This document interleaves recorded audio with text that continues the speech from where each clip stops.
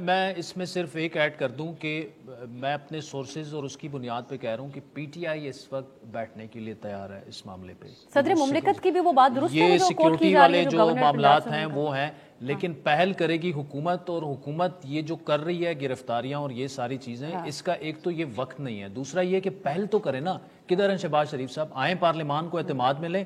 عمران خان صاحب کو ان کے بقول وہ ہمارے ساتھ نہیں بیٹھتے, کریں آپ ایکسپوز, آپ ایک ٹرائی تو کریں, ایک لیٹر لکھیں, انہیں بتائیں, آئیں بیٹھیں گرینڈ نیشنل ڈائلاگ کے لیے.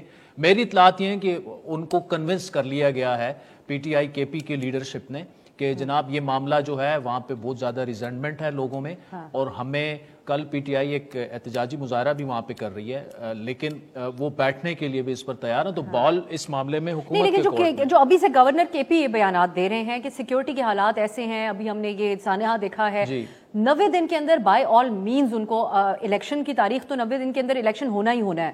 دوسری طرف پی ٹی آئی, آپ فواز صاحب کو بھی سن رہے ہیں, وہ لوگ ہر روز یہ بات پریس کر رہے ہیں آ کے میڈیا کے اوپر کہ ان کے اوپر آرٹیکل 6 لگے گا ان لوگوں کے اوپر, دونوں گورنرز کے اوپر. تو کیسے مینج کریں گے الیکشن کا مزید؟ دیکھیں اس میں اب صاحب بات یہ ہے نا کہ کے پی کے جو گورنر صاحب ہیں وہ باقاعدہ جے یو آئی کا وہ حصہ رہے ہیں. ان کے بیٹے جو ہیں وہ مولانا فضل الرحمان کے وہ خود سمدھی ہیں, ان کے بیٹے ابھی بھی میئر پشاور ہیں.